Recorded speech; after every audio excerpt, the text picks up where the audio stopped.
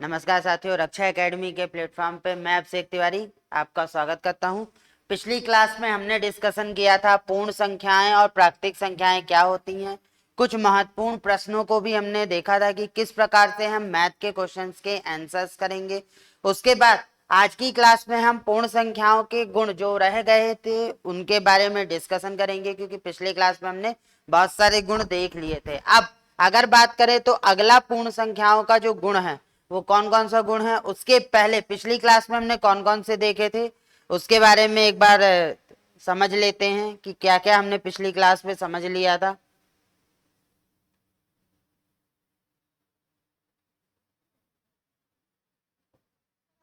हाँ, पूर्ण संख्याएं, तो पूर्ण संख्याओं के जो अपन ने गुण देखे थे उसमें अपन ने क्या क्या देख लिया था कि पूर्ण संख्याएं जो होती हैं, पूर्ण संख्याओं का योग समृद्ध होता है, मतलब क्लोज होता है। यदि दो पूर्ण संख्याओं को हम आपस में जोड़ते हैं तो हमें प्राप्त जो रिजल्टेंट होता है या परिणाम होता है वो भी क्या होता है, पूर्ण संख्याएं होती हैं। एक गुण ये देखा था। दूसरा, इसमें एक क्वेश्चन मैंने दिया था, सभी पूर्ण संख्याओं का योग पूर्ण संख्या होता है, स्पष्ट कीजिए। इसके बारे में आपको लिखना था, बताना था। उसके बाद पूर्ण संख्याओं का व्यवकलन, तो कभी भी दो पूर्ण संख्याओं को घटाने पर हमें एक पूर्ण संख्या मिले ये जरूरी नहीं होता, मतलब ये योग व्यवकलन समृद्ध नहीं होता, मतलब ये व्यवकलन से बाहर जाता है। उसके बाद अगर अगले की बात की जाए तो पूर्ण संख्याओं का जो गुणनफल होता है वो पूर्ण संख्या होता है। मतलब यदि दो पूर्ण संख्याओं को हम गुणनफल करें तो उससे जो हमें परिणाम मिलता है वो भी क्या होगा, हमारा गुणनफल समृद्ध होगा, मतलब कि पूर्ण संख्या ही हमें मिलेगी। उसके बाद अपन ने देखा था भाग विभाजन की परिभाषा को देखा था कि दी गई संख्या का अन्य संख्या से क्रमिक व्यवकलन जब तक कि शून्य वह संख्या शून्य ना हो जाए उसे अपन क्या कहते हैं, विभाजन की परिभाषा कहते हैं। और इसी के तहत हमने ये समझा था कि शून्य की विभाजन क्या परिभाषित है, स्पष्ट कीजिए इसके बारे में कि किस तरीके से लिखना है। तो ये सारी चीजें अपन ने डिस्कशन कर चुके थे, समझ चुके थे। अब आज की क्लास में अपन आगे बढ़ते हैं और आज देखते हैं अपन उसके बाद के अन्य नियम की और कौन कौन से नियम होते हैं। तो देखो, अब आ जाते हैं पूर्ण संख्याओं के अगले उस पे।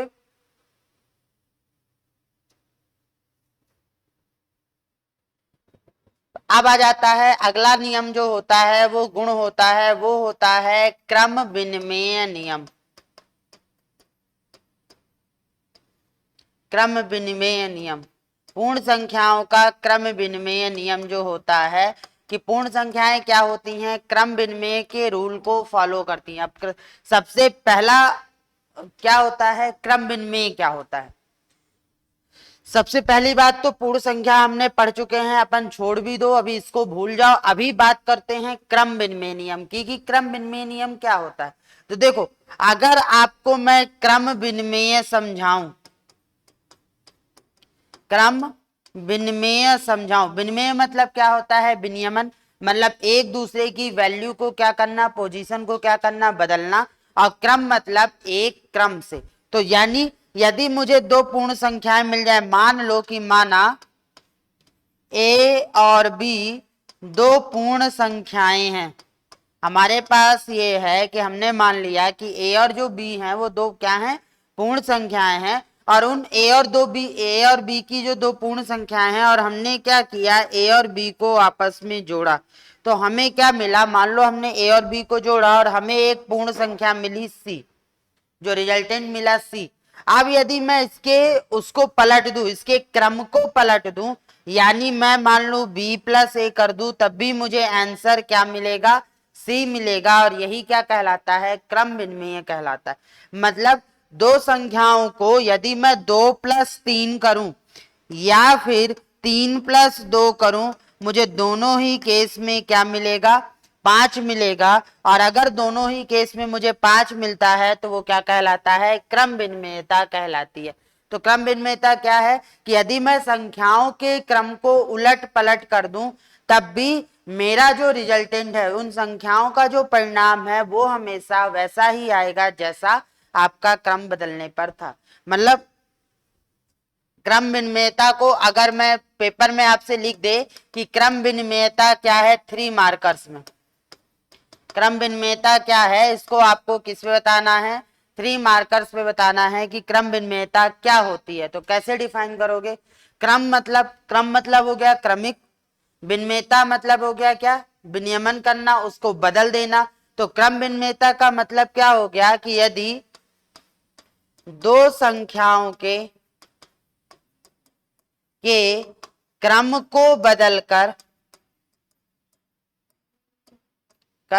योग या गुणा किया जाए, नहीं, बदलकर गणितीय संक्रियाएं करने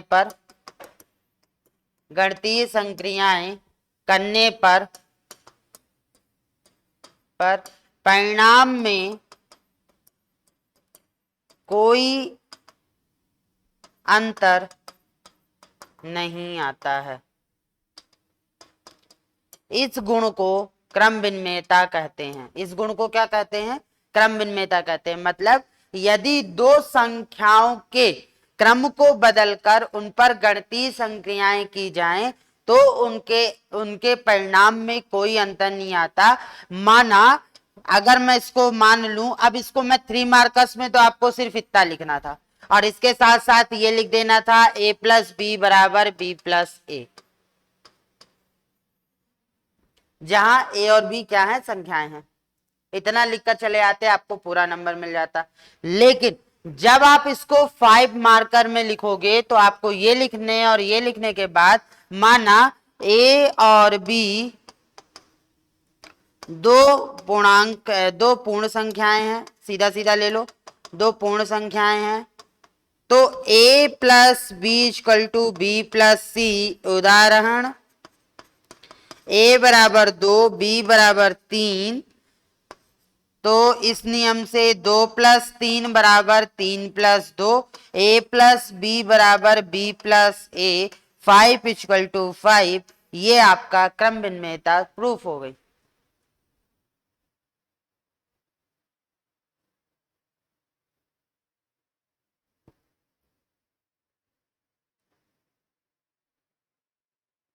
गणितीय संक्रियाएं क्या हो गई? Plus minus divide into. लेकिन जब बात आ जाती है पूर्ण संख्याओं की तो पूर्ण संख्याओं में सिर्फ आपका प्लस लगता है और इनटू वाला लगता है। बाकी के लिए आपका क्या होता है? क्रम विनिमेयता नहीं होती है। तो ये तो अभी अपन ने पूर्ण संख्याओं की बात ही नहीं की, अभी तो हमने सिर्फ क्रम विनिमेयता की बात की कि आखिर क्रम विनिमेयता होती क्या है, इस पर अभी अपन ने चर्चा की। अभी अपन ने ये नहीं देखा कि पूर्ण संख्याओं के लिए क्रम विनिमेयता क्या है ना? ये चीज समझ में आ गई? क्लियर हो गया? लिख लोगे आंसर। 3 मार्कर्स में सिर्फ इतना लिखोगे, लेकिन अगर 5 मार्कर्स आ जाए तो ये पूरा लिखना पड़ेगा। ये आपका 5 मार्क्स का है और ये आपका 3 मार्क का है।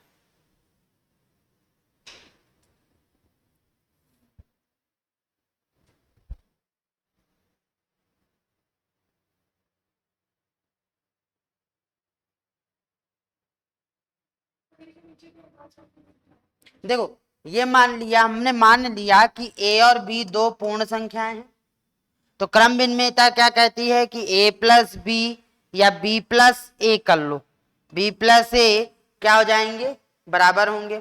अब हमने मान लिया, उदाहरण ले लिया कि a बराबर कितना है? 2 है, b बराबर कितना है? 3 है। तो हमने क्या किया? इस नियम पे 2 प्लस 3 और 3 प्लस 2 किया।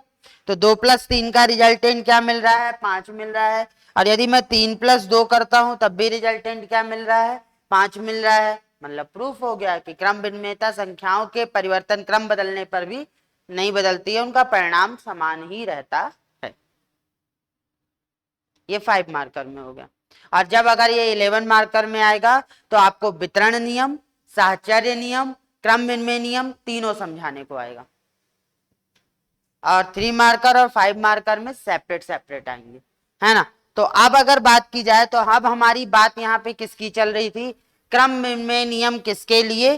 पूर्ण संख्याओं के लिए क्रम विनिमय नियम। तो क्रम विनिमय क्या है कि पूर्ण संख्याएं मान लो एक a है और एक क्या है? b है। a और b दो पूर्ण संख्याएं हैं। अब गणितीय संक्रियाएं कौन कौन सी होती हैं? योग, व्यवकलन, गुणनफल और विभाजन। ये 4 गणितीय संक्रियाएं होती हैं। अब इन्हीं 4 गणितीय संक्रियाओं को हम पूर्ण संख्याओं के साथ कर ये देखेंगे कि किस किस गणितीय संक्रियाओं में क्रम विनिमय फॉलो होता है पूर्ण संख्या के रूप में। तो मान लो कि a और b क्या है, पूर्ण संख्या है, जहां पर हमने एग्जाम्पल के लिए मान लिया कि a बराबर क्या है 5 है, b बराबर क्या है 7 है, या फिर संख्या ऐसे ले लो, a बराबर ले लो 12 और b बराबर ले लो 4। ठीक है, अब सबसे पहली गणितीय संक्रिया लगाओ योग की। अब योग में क्रम विनिमय क्या कहता है कि यदि मैं a प्लस बी करूं या फिर मैं b प्लस ए करूं, मेरा जो रिजल्ट होगा वो बराबर होगा। अब एग्जाम्पल हमारे पास क्या दिया है, a बराबर 12 दिया है और b बराबर क्या दिया है 4 दिया है। तो यहां पर हमने क्या किया, 12 प्लस 4 बराबर 4 प्लस 12, जोड़ो 16 बराबर 16। मतलब कि इससे ये रिजल्ट निकलता है कि पूर्ण संख्याओं का योग क्रम विनिमय का पालन करता है, क्रम विनिमय नियम का पालन करता है। इससे क्या निकल कर आ रहा है, ये रिजल्ट निकल कर आ रहा कि a plus B plus A equal to C, मतलब 4 प्लस 12 या 12 प्लस 4 करते हो तो 16 आता है। मतलब कि पूर्ण संख्याओं का जो योग होगा वो क्रम विनिमय नियम का पालन करेगा। अब क्वेश्चन आ जाए, क्वेश्चन इस तरीके का बनेगा, यहां पर क्वेश्चन भी बनेगा, पूर्ण संख्याओं का योग क्रम विनिमय का पालन करता है, स्पष्ट कीजिए।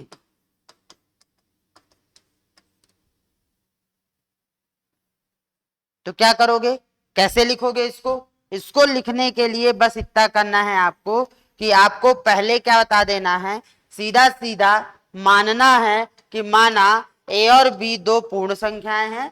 तो जहां पर a और b दो पूर्ण संख्याएं हैं तो a plus B equal to B plus A C हो गया। फिर ये लिखोगे, उदाहरण के रूप में लिख लोगे, एग्जाम्पल ले लो कि उदाहरण स्वरूप a बराबर 12 b बराबर 4, कोई भी संख्या ले लो और उसको इस नियम पे रख कर प्रूफ कर दो और फिर बता दो कि पूर्ण संख्याओं का अतः निष्कर्ष निकलता है कि पूर्ण संख्याओं का योग क्रम विनिमय नियम का पालन करता है। और जब ये क्वेश्चन आएगा तो ये 3 नंबर में नहीं आएगा, ये आपका 5 मार्क्स में। ये थ्योरी लिख लो, क्वेश्चन इसको अपने से लिखना, समझा दिया कि किस तरीके से लिखना, पर ये लिख लो।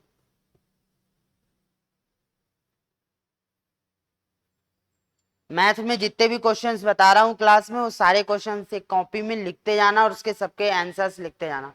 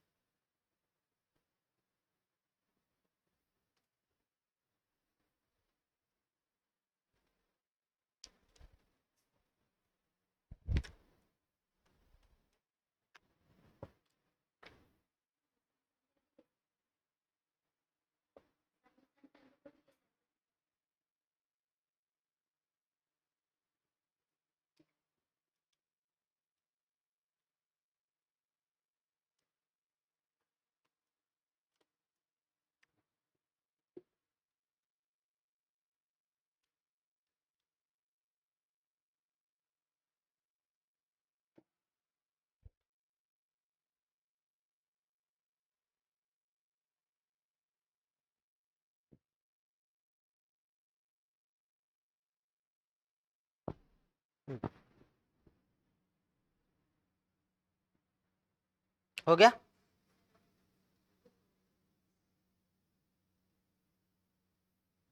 बाकी जो भी ऑनलाइन वाले हैं वो भी ध्यान रखेंगे, इसके आंसर्स को वो लिखेंगे। जितने भी क्वेश्चंस अभी तक करा चुका हूं वो सारे क्वेश्चंस एक कॉपी में बकायदा उसके आंसर्स के साथ लिखे होने चाहिए।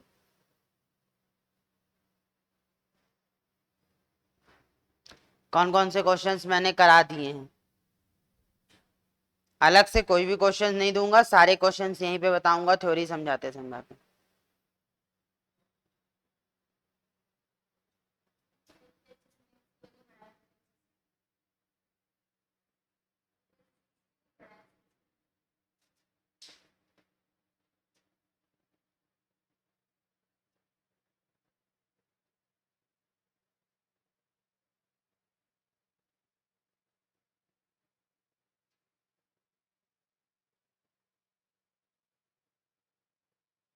हो गया।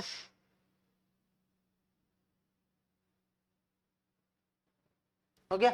अब देखो, पूर्ण संख्याओं का योग हो गया, मतलब पहली गणितीय संक्रिया तो अपनी योग की हो गई।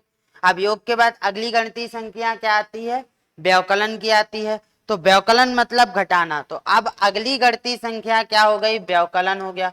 अब व्यवकलन में भी यही कर लो, मान लो माना ए और बी दो पूर्ण संख्या हैं। ए और बी दो क्या हैं? पूर्ण संख्या हैं। अब अगर ए और बी दो पूर्ण संख्या हैं तो व्यवकलन का मतलब क्या होना चाहिए कि ए माइनस बी करूं या बी माइनस ए करूं, ये क्रम विनिमय को पालन करना चाहिए। ए माइनस बी करूं या बी माइनस ए करूं, क्रम विनिमय को वो क्या करेगा? पालन करेगा। तो अब यहां पर मैं क्या ले लेता हूं? उदाहरण ले लेता हूं। मैं मान लेता हूं कि ए बराबर 12 ले लिया, बी बराबर क्या ले लिया? 4 ले लिया। तो अगर a बराबर 12 लेता हूं तो इस नियम के आधार पर 12 माइनस 4 और 4 माइनस 12 यही लिखेंगे अपन, क्रम बदलेंगे। तो 12 माइनस 4 कितना आया? 8 आया। लेकिन 4 माइनस 12 कर रहे हो तो माइनस 8 आ रहा है। तो देखो, 8 अलग है और माइनस 8 अलग है। संख्या रेखा पे बता चुका हूं। संख्या रेखा पे कैसे? यहां पर अगर ये 0 था तो 8 कहां आएगा? यहां पर। और माइनस 8 कहां आएगा? यहां पे आएगा। मतलब दो अलग अलग संख्याओं के परिणाम प्राप्त हो रहे हैं और ये परिणाम बराबर नहीं है। और अगर ये परिणाम बराबर नहीं है तो ये भी बराबर नहीं होगा। तो यहां पर आप सीधे लिखोगे कि पूर्ण संख्याओं का व्यवकलन, पूर्ण संख्याओं का व्यवकलन क्रम विनिमय का पालन नहीं करता है, क्रम विनिमय का पालन नहीं करता है। अब क्वेश्चन क्या बनेगा? पूर्ण संख्याओं का व्यवकलन क्रम विनिमयता का पालन नहीं करता है, स्पष्ट कीजिए। तो जैसे स्पष्ट कीजिए तो इसी तरीके से उसको क्या कर दोगे? स्पष्ट कर दोगे। तो अगला क्वेश्चन यहां पर क्या निकलेगा? पूर्ण संख्याओं का व्यवकलन क्रम विनिमयता का पालन नहीं करता है,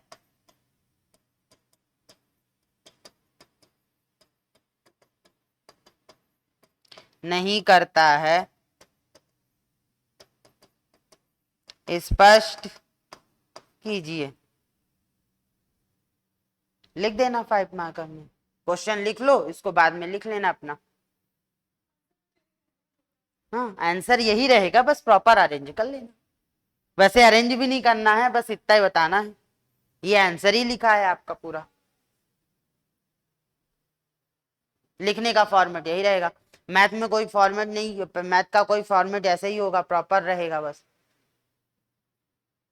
बस ये ध्यान रखना है कि जो भी चीजें लिख रहे हो उसको सामने वाले को ये समझ के बताना है कि जो उसको बता रहे हो उसे मैथ नहीं आती है, आप उसे एक एक लाइन पढ़ा रहे हो। जब ये सोचोगे तो आप उसको अच्छे से एक्सप्लेन करोगे। अब मैथ में प्रॉपर एक्सप्लेनिंग बहुत मैटर करती है। 9th-10th में पढ़ाया गया है ना कि स्टेप मार्किंग, स्टेप के मार्क्स मिलते हैं मैथ में, तो वही हालत यहाँ पे भी होती है। स्टेप प्रॉपर होनी चाहिए मैथ की।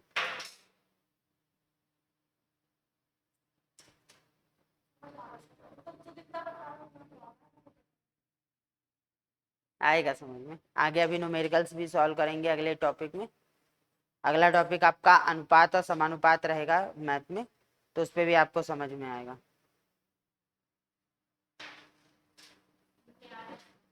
ये हो गया। चलो अगले पॉइंट पे चले। तो देखो, व्यवकलन हो गया, योग हो गया। तीसरी गणितीय संक्रियाएं क्या होती हैं? तीसरा गणितीय संक्रियाएं हैं गुणा। तो अब अपन देखते हैं अगले उसके कि तीसरे के लिए कि गुणे के लिए क्या होगा। तो अब आ जाओ गुणे में, गुणा। तो गुणा मतलब कि अब मल्टीप्लिकेशन, मल्टीप्लिकेशन में भी अब मान लो कि माना, फिर से माना ए और बी दो पूर्ण संख्या हैं। मान लिया कि हमने ये मान लिया कि ए और बी दो क्या हैं? दो पूर्ण संख्या हैं। तो क्रम भिन्नता क्या कहती है कि दो संख्याओं का हम पलट दें और गुणा करें तो उनका रिजल्ट बराबर आना चाहिए। तो यहां पर भी हम दो संख्याएं ले लिए, तो a इंटू बी करें या b इंटू ए करें, दोनों क्या होने चाहिए, बराबर होने चाहिए। तो अगर दोनों बराबर हैं तो यहाँ पे हम क्या ले लेंगे, उदाहरण ले लो, क्या ले लो, a बराबर ले लो 10 और b बराबर ले लो 5। ठीक है, हो गया। अब a बराबर 10 और b बराबर 5 है, तो इस नियम को फॉलो कराओ। तो 10 इंटू 5 करूं या 5 इंटू 10 करूं तो इसका रिजल्ट क्या आएगा 50 और इसका रिजल्ट भी क्या आएगा 50। मतलब कि ये दोनों क्या हो रहे हैं, बराबर हो रहे हैं। बराबर हो रहे हैं मतलब कि क्रम भिन्नता गुणनखंड के गुणा के नियम का पालन करती है। मतलब सीधे सीधे रिजल्ट क्या दोगे कि पूर्ण संख्या का गुणनफल गुणन पूर्ण संख्या का गुणा या गुणन क्रम भिन्नता का पालन करती है।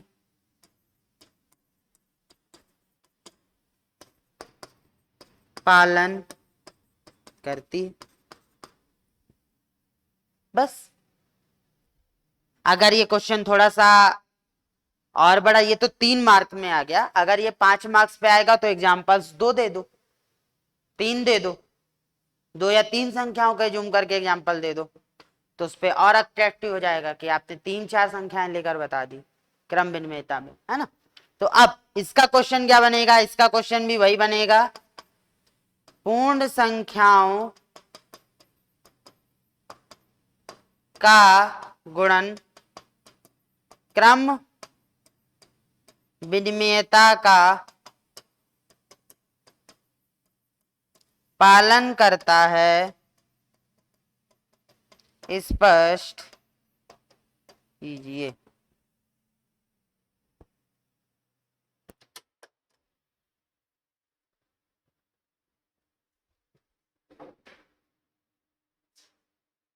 क्वेश्चन ये रहा, उसका आंसर ये है। लिखने का तरीका आपको पता है, लिख लीजिएगा। हो गया। अब अपना लास्ट संक्रिया बची क्रम भिन्नता के लिए, क्या, भाग, विभाजन। तो चौथी बची आपकी क्या, विभाजन। अब आ जाओ विभाजन पे। क्रम भिन्नता की अगर विभाजन की बात करोगे तो क्रम भिन्नता का जो विभाजन है वो किस प्रकार से होगा। आप विभाजन करना है तो मान लो कि माना पूर्ण संख्याएं, माना पूर्ण संख्याएं a और b हैं, माना दो पूर्ण संख्याएं कौन है, a और b हैं।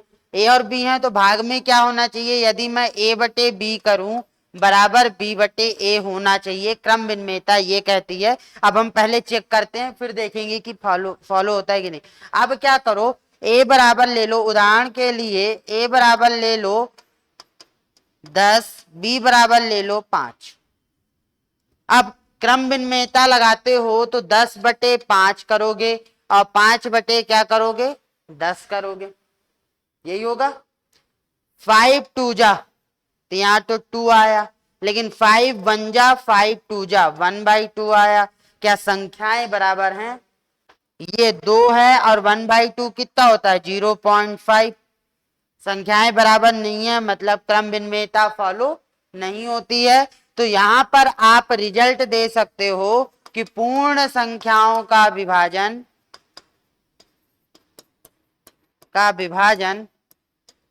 क्रम भिन्नता का पालन नहीं करता है। क्रम भिन्नता का पालन नहीं करता है। पूर्ण संख्याओं का विभाजन क्रम भिन्नता का पालन नहीं करता।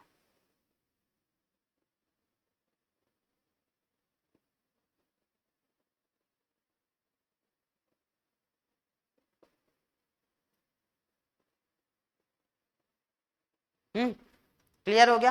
तो ये थे आपके सेपरेट सेपरेट 5 मार्कर्स के क्वेश्चन या 3 मार्कर्स में। अब ओवरऑल आ जाए, लिख लिया है।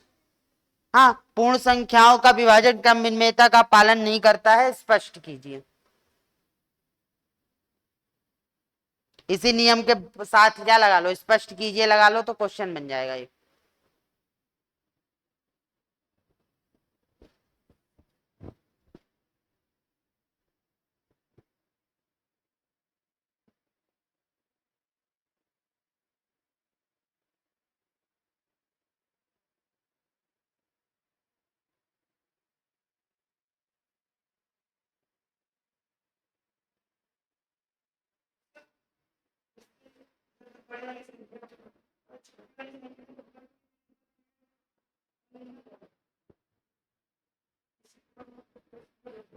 किसी के लिए तभी तो वहां पे 1/2 आएगा।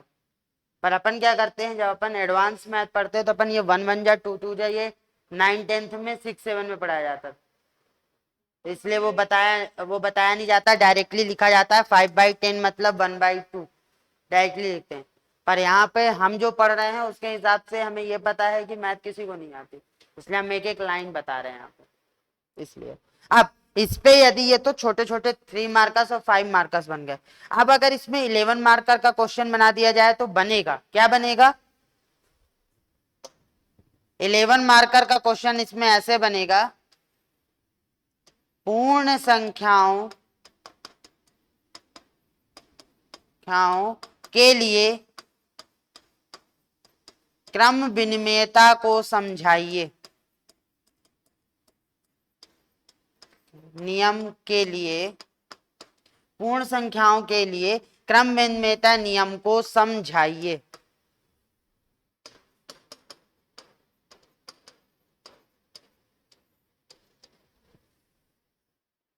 तो अब पूर्ण संख्याओं के लिए क्रम विनिमेयता नियम को समझाइए, तो पहली चीज तो आप क्रम विनिमेयता नियम समझाओगे। अब इसकी फ्रेमिंग क्या करोगे, इसकी फ्रेमिंग में पहला हो जाएगा क्रम विनिमेयता नियम को बता दो एक लाइन में, ज्यादा बड़ा नहीं लिखना है, आपको सिर्फ क्रम विनिमेयता का नियम बता देना है कि क्या होता है।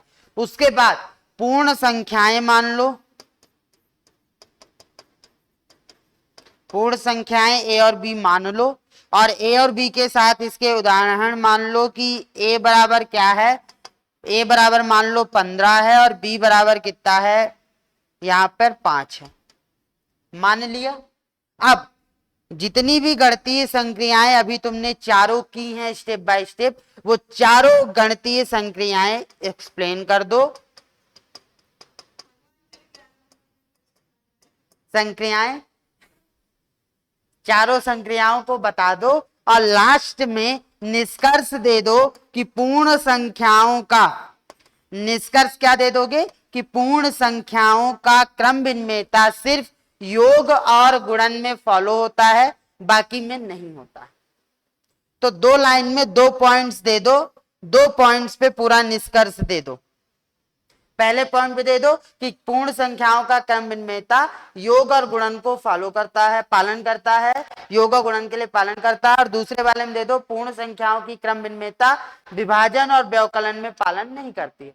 इतने से तुम्हारा 11 मार्कर कंप्लीट हो जाएगा और पूरे के पूरे 11 मार्क्स मिलेंगे, इसमें एक भी नंबर नहीं कटेंगे।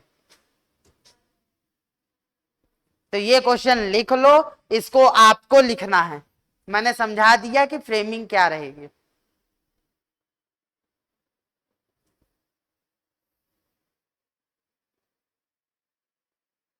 बहुत ही आराम से 10 क्लास लगेंगी, 10 क्लास में संख्याओं को कंप्लीट करेंगे। पर एक एक क्वेश्चन उससे उठने वाले, एक एक क्वेश्चन जो एग्जामिनर उठा सकता है या पूछ सकता है, उसकी प्रॉपर फ्रेमिंग और प्रॉपर चीजें समझेंगे।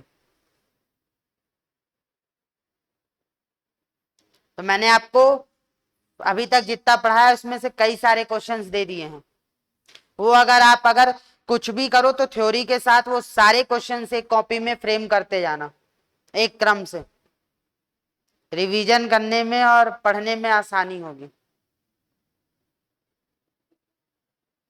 लिख लोगे, फ्रेमिंग कर लोगे।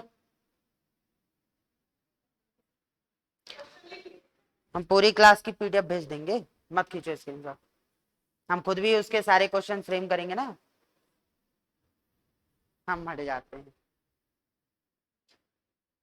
चलो इसकी पीडीएफ हम इसके सारे क्वेश्चन की क्लास की पीडीएफ भी हम प्रॉपर शेयर कर देंगे। हाँ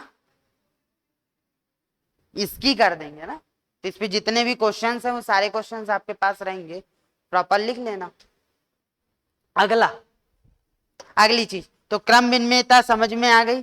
अब क्रम विनिमेयता के बाद अगली बार आ जाते हैं, तो अब बात करते हैं पूर्ण संख्याओं में साहचर्य नियम। पूर्ण संख्याओं में साहचर्य नियम। अभी अपन ने क्या समझा, क्रम विनिमेयता समझ ली, अब अपन समझते हैं साहचर्य नियम। हाँ, ये पूरा संख्याओं एवं संख्या के प्रकार। देखो आपका जो सिलेबस है उस सिलेबस में सीधा सीधा दिया है संख्या एवं प्रकार। अब अगर संख्या एवं प्रकार की बात करते हो तो अदर उसमें पढ़ोगे तो अदर इंस्टीट्यूट क्या करते हैं कि आपको संख्या एवं संख्या के प्रकार में संख्या बता देंगे, उनके 4 प्रकार 5 प्रकार बता देंगे, व्यवहारिक और प्रैक्टिकल वाले जो अपन ने पहली क्लास में पढ़ा था उनसे रिलेटेड वो न्यूमेरिकल्स करवा देंगे। पर एमपीपीएससी का यदि आप 5 साल का 6 साल का पैटर्न देखो तो उस पैटर्न में थ्योरी के भी क्वेश्चंस पूछे गए हैं। थ्योरी के क्वेश्चंस पूछे गए हैं तो संख्या एवं संख्या के प्रकार का जो बेसिक कॉन्सेप्ट है, सर का फोन उठा लो, बोल दो सर क्लास ले रहा।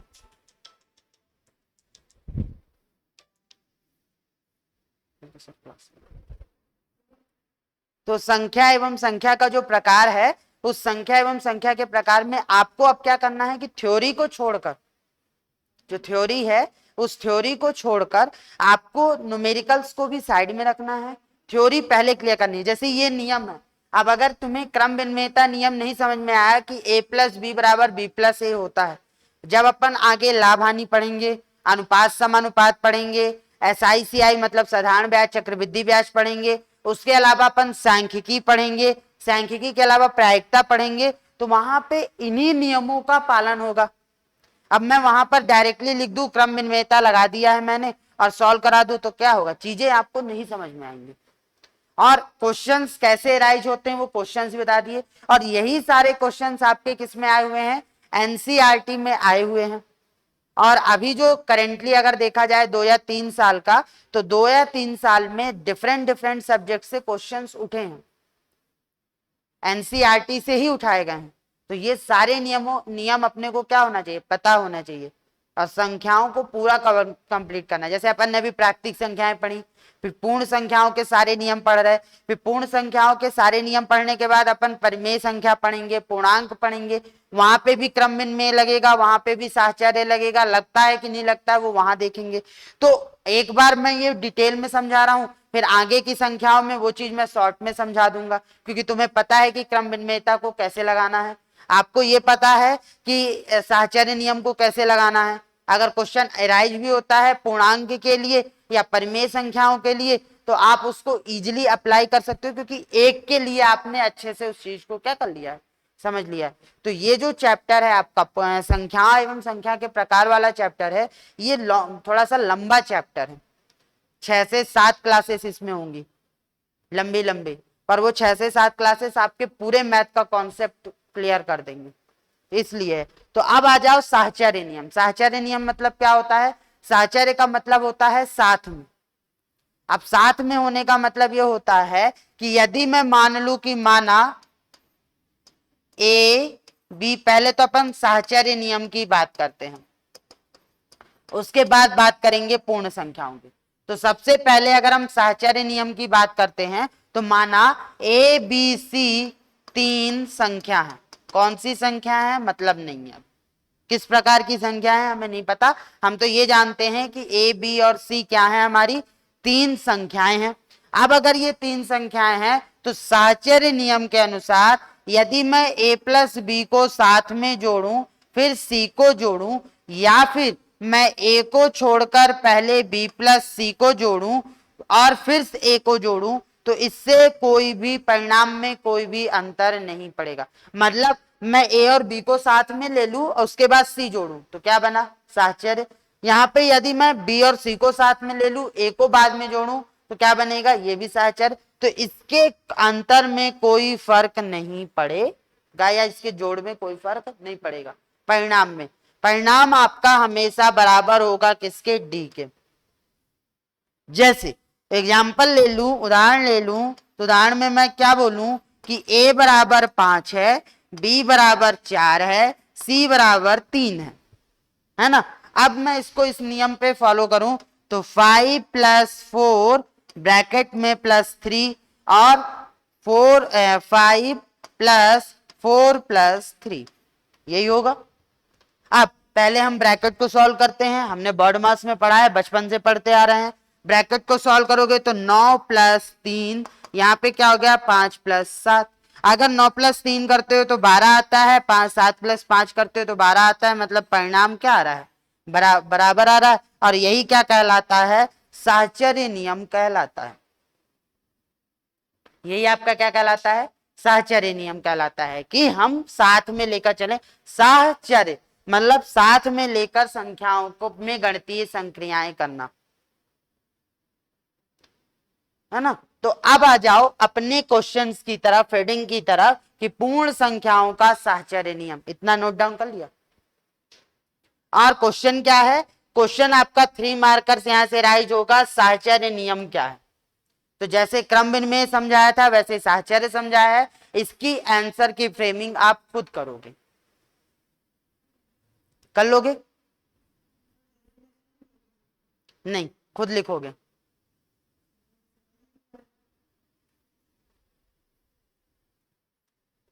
तुम्हें तो सीधे कैलकुलेट करना है, तुम्हारे लिए तो सिर्फ समझ लो संख्याएं होती क्या है। तुम्हारे पेपर में जो तुम दोगे उसमें तुम्हारा ये नहीं आएगा, तुम्हारे में डायरेक्टली न्यूमेरिकल्स आएंगे। मेंस वालों को इनको नियम लिखने पड़ेंगे।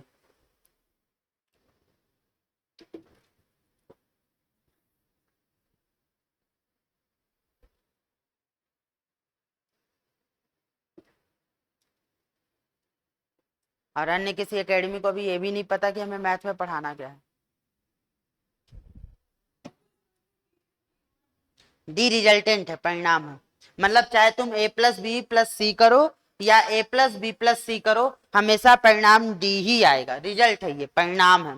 तो परिणाम को हम किसी भी नाम से दे सकते हैं, r दे दो, d दे दो, x दे दो, y दे दो, कुछ भी दे दो, वो आपका परिणाम है। मतलब जो यहाँ पे ये 12 आया, ये डी की वैल्यू आई है ना। क्लियर हो गया। अब यहाँ पे भी क्या है, गणितीय संक्रियाएं होंगी, और गणितीय संक्रियाएं कितनी होती हैं, बेसिक कितनी होती हैं, आधारभूत 4 होती हैं। तो अब हम उन्हीं 4 गणितीय संक्रियाओं के लिए साहचर्य नियम को चेक करेंगे कि कौन कौन सी गणितीय संक्रियाओं में साहचर्य नियम लगता है, कि किसमें लगता है किसमें नहीं लगता है। पूर्ण संख्याओं के लिए, जैसे अपन ने किसके लिए किया, क्रम विनिमय के लिए किया था। तो पहला आता है पूर्ण संख्याओं के लिए साहचर्य की बात करोगे तो पूर्ण संख्याओं के लिए साहचर्य नियम, हेडिंग क्या डालोगे, पूर्ण संख्याओं के लिए साहचर्य नियम।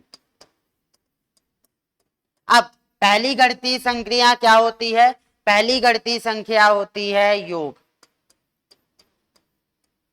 योग के लिए होती है तो माना a, b और c पूर्ण संख्या है। माना a, b और c पूर्ण संख्या है, ठीक है। अब तो अब गणितीय संख्या के लिए साहचर्य नियम क्या बोलेगा, a + b + c = a + b + c, ये साहचर्य नियम होना चाहिए। गणितीय संक्रियाओं के लिए साहचर्य नियम क्या होना चाहिए, ये होना चाहिए। अब उदाहरण ले लो, यहीं पे इसको फ्रेमिंग कर रहे हो तो उदाहरण ले लो। उदाहरण में बोल दो कि माना a बराबर कितना है 10 है, b बराबर कितना है 15 है, c बराबर कितना है 25 है, ठीक है। अब नियम लगाओ तो a + b मतलब 10 + 15 और बाद में क्या जुड़ जाएगा 25। यहाँ पे नियम लगा दो 10 प्लस और साथ में जोड़ दो 15 + 25। अब 10 + 15 पहले ब्रैकेट जोड़ोगे तो क्या हो जाएगा 25 + 25। यहाँ पे पहले ब्रैकेट जोड़ोगे तो 10 और 15 और 25 कितने होते हैं 40। 25 और 25 क्या हो गए 50, और यहाँ पे 25 और 25 क्या हो गए 10 और 40 क्या हो गए 50। मतलब यहाँ पे संख्याएं क्या हो गई, बराबर हो गई। मतलब आप निष्कर्ष क्या दे सकते हो, निष्कर्ष सीधा सीधा ये निकल कर आएगा कि पूर्ण संख्याओं के लिए, पूर्ण संख्याओं के के योग के लिए साहचर्य नियम पालन होता है, साहचर्य नियम पालन करता है। और क्वेश्चन क्या बन जाएगा, क्वेश्चन इसी नियम के साथ बन जाएगा, स्पष्ट कीजिए। क्वेश्चन क्या बना दोगे, क्वेश्चन से यहाँ पे ये बन जाएगा, यहां लिख देता हूं क्वेश्चन, क्वेश्चन ये बन जाएगा पूर्ण संख्याओं के लिए साहचर्य नियम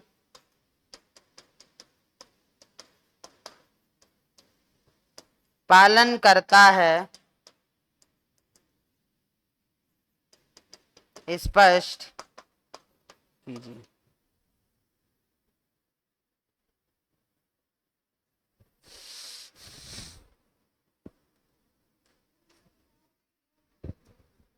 के योग के लिए, हाँ यहाँ पे योग कर लेना, योग के लिए साहचर्य नियम पालन करता है, स्पष्ट कीजिए।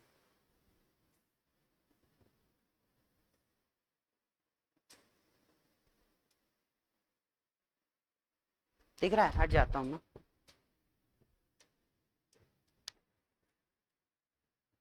क्या बोल रहे थे आनंद सर, वेदार?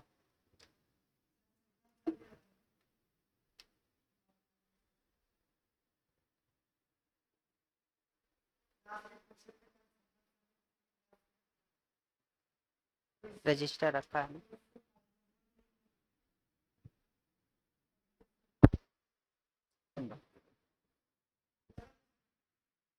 पेट लगा लो बाहर, हो गया।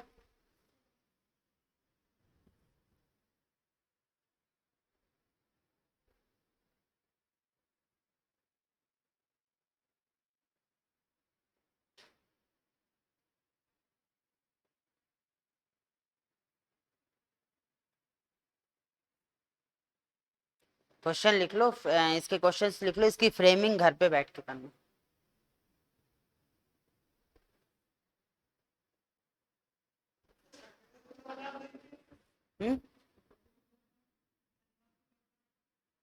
पता नहीं,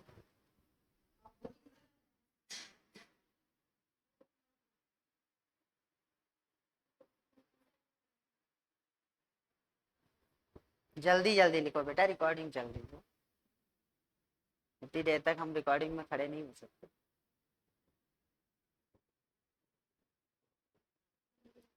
अगर थोड़ा बहुत छूट भी जाएगा ना तो हम पीडीएफ शेयर कर देंगे इसकी प्रॉपर।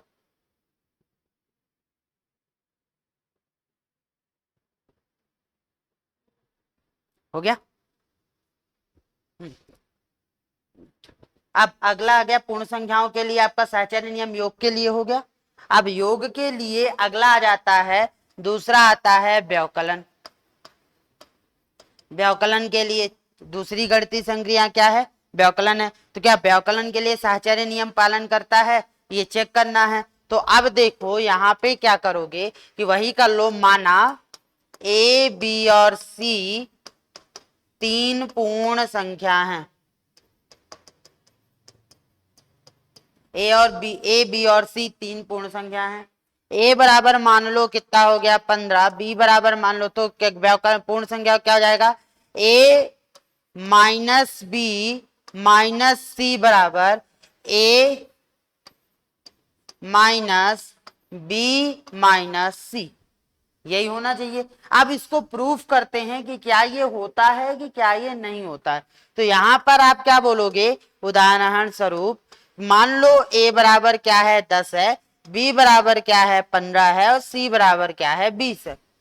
अब वैल्यू पुट करो, वैल्यू पुट करोगे तो 10 माइनस 15 और माइनस क्या हो जाएगा 20, यहाँ पे कितना हो जाएगा 10 माइनस 15 माइनस का 20, है ना, 10 माइनस 15 माइनस का 20। तो अब देखो पहले ब्रैकेट हटाते हो, तो मैंने पिछली क्लास में ये बताया था कि जब दो संख्याओं को घटाते हो तो उसमें से जो संख्या के बड़े वाले संख्या का चिन्ह आता है, तो 15 बड़ा है, मतलब यहाँ पे घटाओगे तो -5 और माइनस क्या हो गया 20। यहाँ पे करोगे तो 10 माइनस यहाँ पे बड़ी संख्या क्या है, यहाँ पे क्या आ गया -5। आप देखो माइनस माइनस क्या हो जाएंगे, इंटू होंगे, और माइनस माइनस इंटू में क्या हो जाते हैं, प्लस होते हैं। तो याद रखना कि जब दो संख्याओं का माइनस इंटू करते हो तो प्लस होता है, जब दो संख्याओं का माइनस और प्लस इंटू करते हो तो क्या होता है, माइनस होता है। और जब दो संख्याओं के प्लस इंटू करते हो तो क्या होता है, प्लस होता है। और जब दो संख्याओं में से प्लस और माइनस करते हो तो यहाँ पर क्या होता है, माइनस। गुणा के लिए बड़े और छोटे का कोई रूल नहीं चलता है, चिन्हों का रूल चलता है, लेकिन प्लस के लिए बड़े छोटे का रूल चलता है। बड़ा होगा तो जिसके साथ बड़े वाले के साथ वाला चिन्ह ही आएगा। तो यहाँ पे माइनस और माइनस क्या हो जाएंगे, प्लस हो जाएंगे। तो यहाँ पे क्या हो गया, 10 + 5, लेकिन यहाँ पे माइनस और माइनस है तो क्या हो जाएंगे, आपस में जुड़ जाएंगे, क्योंकि समान चिन्ह आपस में क्या होते हैं, जुड़ जाते हैं। तो यहाँ पे हो गया क्या, -25। तो यहाँ पे आया -25 और यहाँ पे आया 15। क्या दोनों बराबर है, नहीं है। मतलब रिजल्ट क्या है कि ये बराबर नहीं है, मतलब कि ये वाली भी चीज क्या होगी, बराबर नहीं होगी। और बराबर नहीं होगी तो निष्कर्ष क्या निकलेगा कि पूर्ण संख्याओं के व्यवकलन के लिए साहचर्य नियम पालित नहीं होता है, पालन नहीं होता है। तो यहाँ पे आप निष्कर्ष क्या दे दोगे कि पूर्ण संख्याओं के व्यवकलन के लिए साहचर्य नियम का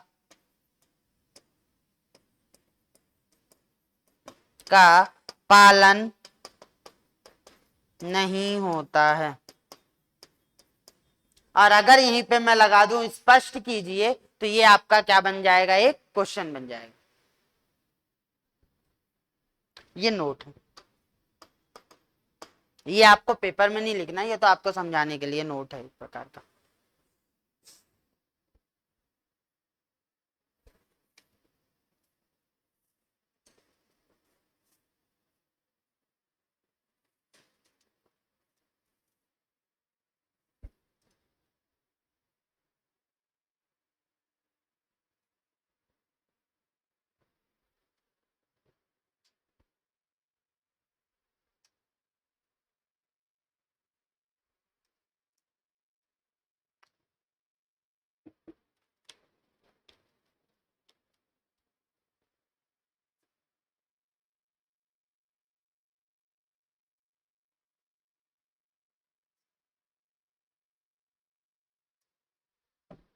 हो गया ये। अब अगला व्यवकलन हो गया, तीसरा हो गया गुणा। अब गुणे के लिए चेक करो, गुणन के लिए चेक करो, मल्टीप्लिकेशन के लिए चेक करो तो क्या होगा। मल्टीप्लिकेशन के लिए भी वही नियम लगाओ, माना ए बी सी पूर्ण संख्या है। तो अब गुणन के लिए क्या हो जाएगा, a इंटू बी ब्रैकेट में c equal to B, sorry a into B into C. ये होना चाहिए साहचर्य नियम के अनुसार। क्या ये फॉलो होता है कि नहीं फॉलो होता है, इसको चेक करते हैं उदाहरण से। उदाहरण से चेक करो तो मान लो, माना a बराबर 10, b बराबर 5, c बराबर 10। 10 न लो, यहाँ पे 12 ले लो।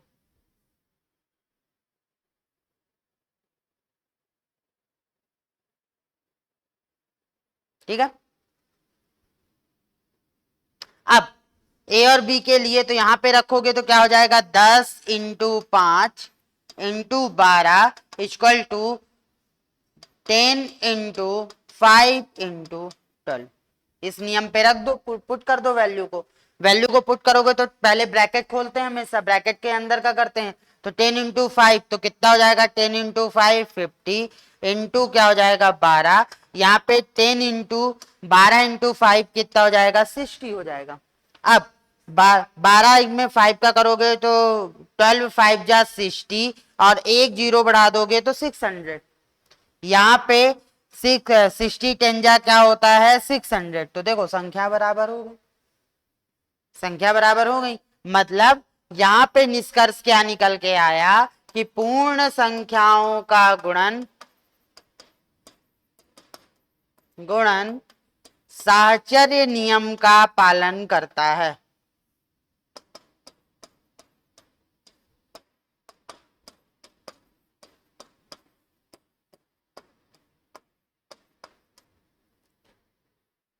और क्वेश्चन क्या बन जाएगा, पूर्ण संख्याओं का गुणन साहचर्य नियम का पालन करता है, स्पष्ट कीजिए।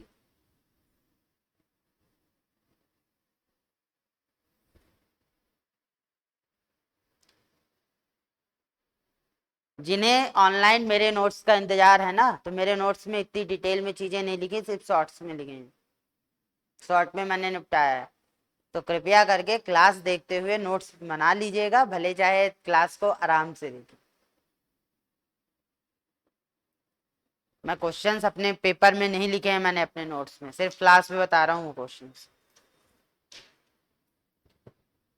तो नोट्स पढ़कर मैथ का मेंस का पेपर नहीं निकलेगा, उसके लिए आपको मेरी क्लासेस देखनी पड़ेंगी, और किसी भी एकेडमी में इस तरीके से क्लासेस नहीं पढ़ाई गई हैं। इवन उन्होंने तो मैथ अभी शुरुआत भी नहीं की है।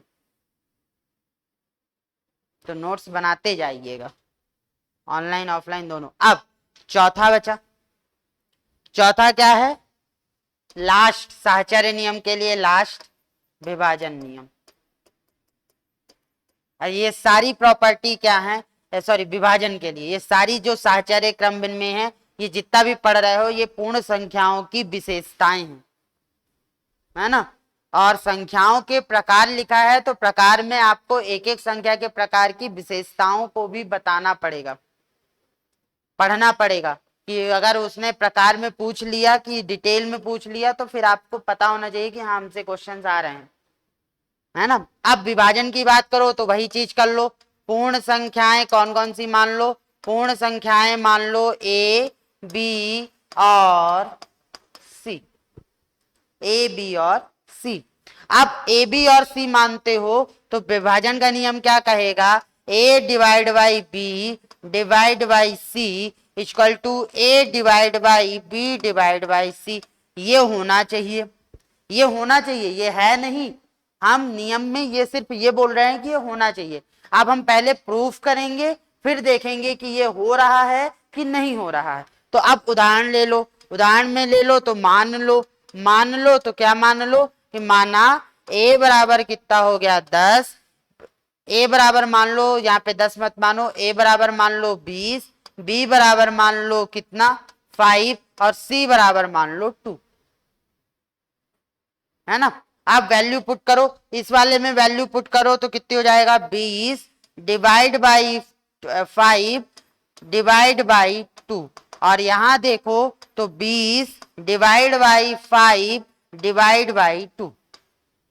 आप डिवाइड करो, 20 में से ब्रैकेट हटाओगे तो 20 में से 5 का डिवाइड करते हो तो कितना आता है 4 आता है, डिवाइड बाई 2, 4 में से 2 का डिवाइड करोगे तो 4/2, मतलब कितना रिजल्ट आ जाएगा 2। इस साइड का रिजल्ट क्या आया 2 आया, है ना। आप इस साइड का देखो, इस साइड का रिजल्ट देखते हो तो 20, 20 को ऐसे ही रहने दो, डिवाइड बाई करोगे तो 5 में से 2 डिवाइड करोगे तो कितना होता है 2.5, यही जाएगा। 5 का आधा कितना होता है 2.5। आप इसमें से इसको डिवाइड करना है तो देखो 20 डिवाइड बाई 2.5। अब अगर नीचे से पॉइंट हटाते हो तो ऊपर क्या कर दो 10, क्योंकि यहां पर क्या है, एक पॉइंट के बाद क्या लगा हुआ है, दशमलव लगा हुआ है, तो यहाँ कितना हो जाएगा 25 हो जाएगा। और यहाँ का पॉइंट हटा तो वो कहाँ चला गया, ऊपर चला गया। और एक पॉइंट के बाद जीरो दशमलव लगा था, दशमलव के बाद एक अंक था तो एक जीरो बढ़ा दिया हमने, है ना। अब 5 से काट दो, 5 5 जा 5 4 जा 5 2 जा 4 इंटू 2 मतलब कितने हो गए 8। और वैसे ऑफिशियली अगर कैलकुलेट किया जाए तो 22.58 जा कितना होता है 20 होता है। तो यहाँ पे क्या गया 20। अब यहाँ पे आ रहा 2, यहाँ पे आ रहा 8, मतलब ये चीज क्या है बराबर नहीं है। और बराबर नहीं है तो ये भी क्या होगा, बराबर नहीं होगा। अतः हमने निष्कर्ष निकाल दिया कि पूर्ण संख्याओं के विभाजन के लिए, पूर्ण संख्याओं के विभाजन के लिए साहचर्य नियम पालन नहीं करता।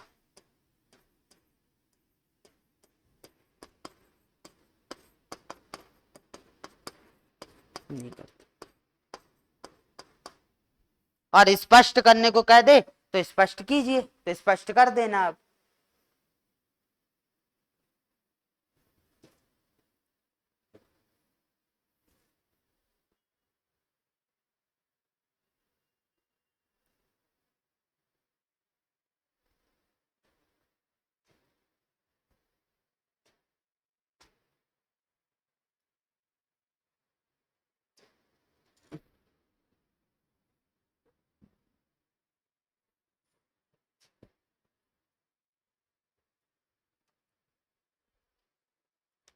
हो गया बेटा।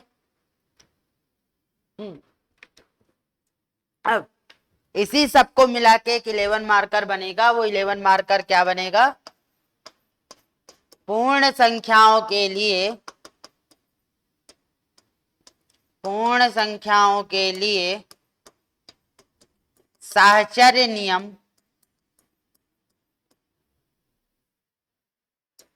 को समझाइए। और इसकी फ्रेमिंग कैसे होगी? क्रम भिन्नता वाली फ्रेमिंग होगी।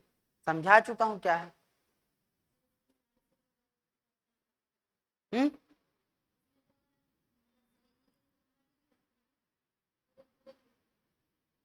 पूरे नंबर्स मिलते हैं मैथ में। प्रॉपर फ्रेमिंग कर लोगे तो पूरे मार्क्स मिलेंगे। फ्रेमिंग में थोड़ा बहुत ऊपर नीचे करोगे। और फ्रेमिंग, मैथ की फ्रेमिंग के लिए लोग कहते हैं ऐसा लिखो वैसा लिखो। मैथ की फ्रेमिंग के लिए आपको फ्रेमिंग वैसे करनी है कि सामने वाला देखकर ही समझ जाए कि आप उसे क्या समझाना चाहते हो। जब भी मैथ के क्वेश्चंस के आंसर्स लिखो तो ये सोचकर लिखो कि सामने वाले को मैथ नहीं आती है, हम उसे पढ़ा रहे हैं, हम उसे बता रहे हैं कि मैथ क्या है।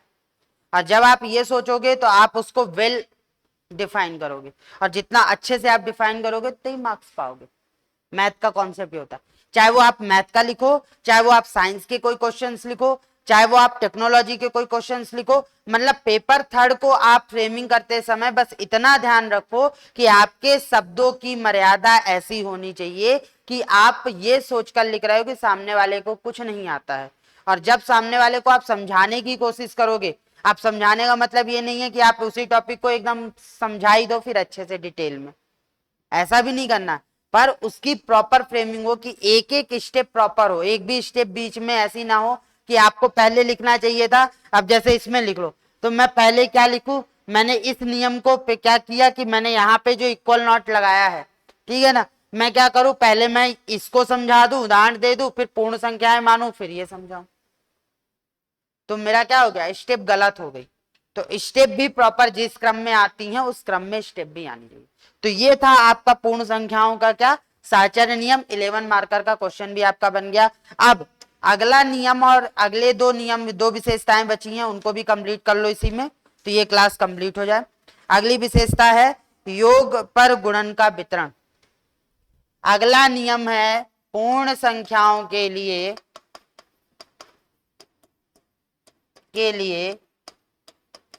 योग का गुणन वितरण। क्या समझ में आ रहा है इस लाइन से? योग का गुणन वितरण मतलब अब हम दो गणितीय संक्रियाओं को एक साथ लेंगे और वो गणितीय संख्याएं किसके लिए होंगी, पूर्ण संख्याओं के लिए होंगी। तो क्या करो, यहां पर सीधे सीधे मानो कि माना ए बी और सी पूर्ण संख्या हैं, तो a into B plus C equal to A into B plus A into C. ये होता है योग का वितरण नियम। मतलब आपने क्या किया, ये था योग, ये था गुणन, वितरण किया मतलब बांटा, और बांटा तो आपने ए को बी को दे दिया, ए को सी को दे दिया। जैसे आपके पास क्या थी, 10 चॉकलेट्स थी,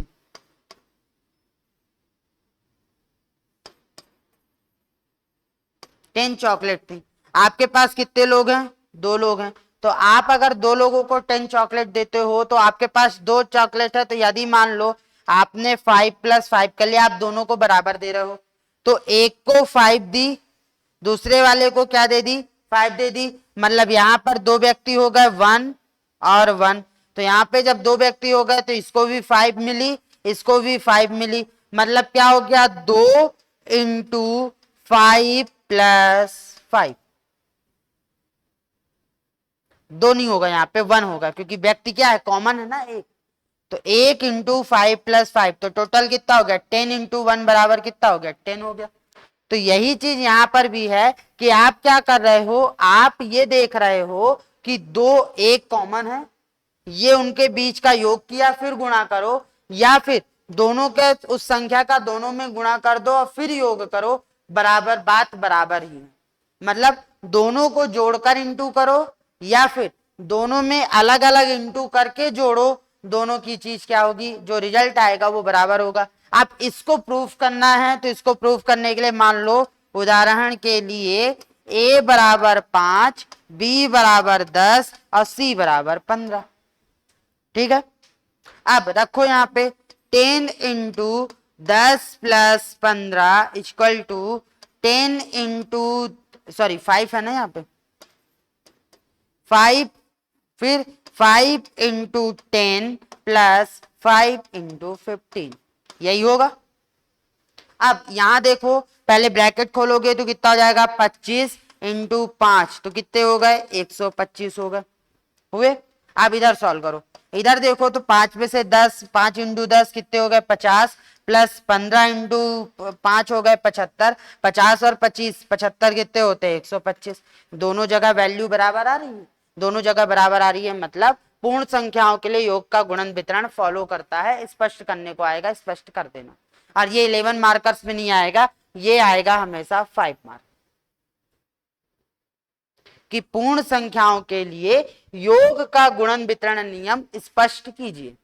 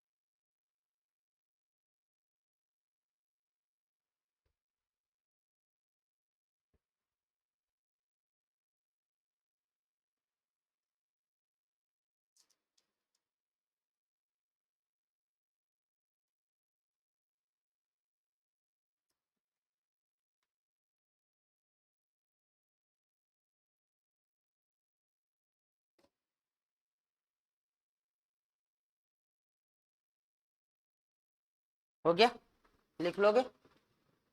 अब लास्ट, इसका पूर्ण संख्याओं के लिए लास्ट गुण,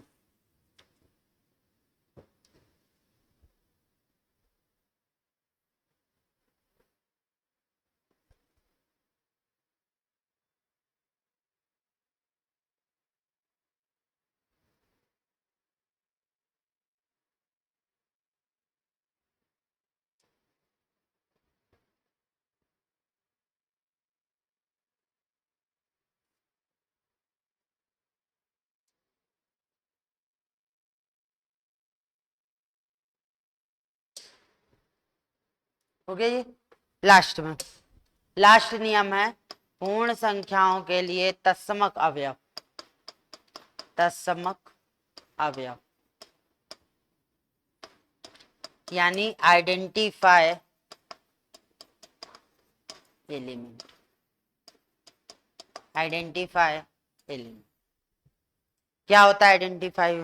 अब आप एक बात को समझो, अभी तक आपने समझा कि प्राकृतिक संख्याएं एवं पूर्ण संख्याओं में क्या अंतर है।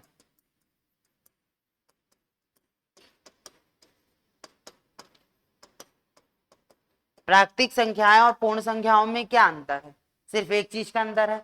यहाँ पे पूर्ण संख्याएं जो हैं 0, 1, 2, 3, 4 एंड सो ऑन, यहाँ पे प्राकृतिक संख्याएं 1, 2, 3, 4, 5, 6 एंड सो ऑन। ये पूर्ण संख्याओं का सेट हो गया, ये प्राकृतिक संख्याओं का सेट हो गया, है ना। एवं तो अब अगर इस पे देखो तो यहाँ पर इन दोनों में सिर्फ बेसिक अंतर कितना है, इस 0 का है। बेसिक अंतर किसका है, इस 0 का बेसिक अंतर है, बाकी कोई भी अंतर नहीं है। मतलब कि पूर्ण संख्याओं को प्राकृतिक संख्याओं से भिन्न बनाने में किसका जरूरत, कौन सी संख्या की जरूरत होती है, शून्य की जरूरत होती है। मतलब पूर्ण संख्याओं के संग्रह में, समुच्चय में जीरो की उपस्थिति क्या है, अनिवार्य है। अब जीरो की उपस्थिति अनिवार्य है, तो यदि मैं किसी भी संख्या में 7 + 0 करूं तो क्या मिलेगा 7। 15 + 0 करूं तो क्या मिलेगा 15। 25 + 0 करूं तो क्या मिलेगा 25। 0 + 15 करूं तो क्या मिलेगा 15। तो देखो हर बार आपका क्या है, जीरो है, और ये जो जीरो है ये क्या हो जाएगा, योज्य तस्मक हो जाएगा, मतलब कि तस्मक अवयव है। तो शून्य यहाँ पे क्या है, एक तस्मक अवयव है, आइडेंटिफाई एलिमेंट है, जो ये आइडेंटिफाई करता है कि ये संख्याओं का समुदाय पूर्ण संख्या है। आइडेंटिफाई मतलब क्या होता है, पहचान करना। जैसे आपकी आइडेंटिटी है, आपका जो वोटर आईडी है या आधार कार्ड है या पैन कार्ड है, वो आपकी आइडेंटिटी को बताता है। वही आइडेंटिटी ये प्रूव करता है कि आप ये हो, है ना, आप ये हो। तो यहां पर ये भाग कॉमन है, ये भाग कॉमन है, इसको पूर्ण संख्याओं के रूप में आइडेंटिफाई करने का काम कौन करता है, जीरो करता है। इसीलिए इसे क्या बोला गया, आइडेंटिफाई एलिमेंट बोला गया। और किसी भी संख्या में शून्य जोड़ने से वो संख्या वही की वही मिलती है, इसलिए जीरो को क्या बोला जाता है, योज्य तस्मक बोला जाता है। एडिंग आइडेंटिफाई एलिमेंट योज्य तस्मक बोला जाता है। और ये योज्य तस्मक गुण किसमें पाया जाता है, पूर्ण संख्याओं में पाया जाता है, जो पूर्ण संख्याओं को आइडेंटिफाई करता है कि ये पूर्ण संख्या। जो सेट आपको मिला है वो सेट आपका क्या है, पूर्ण संख्याओं का सेट है ना। और शून्य को पूर्ण संख्याओं के लिए योग्य तत्समक कहते हैं। तो क्वेश्चन क्या हो सकता है, समझाइए कि शून्य को पूर्ण संख्याओं का योग्य तत्समक क्यों कहते हैं। तो समझाओगे कैसे, पहले तो ये समझाओगे कि प्राकृतिक संख्याओं पूर्ण संख्याओं में बेसिक अंतर होता है शून्य का, क्योंकि पूर्ण संख्याओं को आइडेंटिफाई करने के लिए, पहचान बनाने के लिए शून्य की उपस्थिति क्या होती है, अनिवार्य होती है। इसलिए शून्य को क्या बोला जाता है, पूर्ण संख्याओं के लिए आइडेंटिफाई एलिमेंट बोलते हैं। और वहां पे यदि हम किसी भी पूर्ण संख्याओं के साथ शून्य को जोड़ दे तो हमें वही पूर्ण संख्याएं मिलती हैं, इसलिए शून्य पूर्ण संख्याओं का क्या है, योज्य तत्समक है। मेरे नोट्स में ये डिटेल में लिखा हुआ है जितना मैंने बोला है, तो वहां से आप इसको, तो ये थे आपके पूर्ण संख्याओं के गुण। पूर्ण संख्याएं आज से कंप्लीट होती हैं, मतलब हमने दो संख्याएं पूरी पढ़ ली, प्राकृतिक संख्याएं और उनके विशेषताएं, पूर्ण संख्याएं, पूर्ण संख्याओं की विशेषताएं, और उससे जुड़े महत्वपूर्ण प्रश्नों को पढ़ लिया है। तो इसको आपको ध्यान रखना है और पढ़ कर रखना है ना। इसके बाद नेक्स्ट क्लास में जब अपन जुड़ेंगे तो नेक्स्ट क्लास में अपन बात करेंगे पूर्णांक की और पूर्णांक संख्याओं की, है ना। तो ये क्लास को अपन यहीं पे खत्म करते हैं। नेक्स्ट क्लास में अपन पूर्णांक और पूर्णांक संख्याओं के गुण को पढ़ेंगे कि क्या क्या हो सकता है, उससे रिलेटेड क्वेश्चन को। धन्यवाद।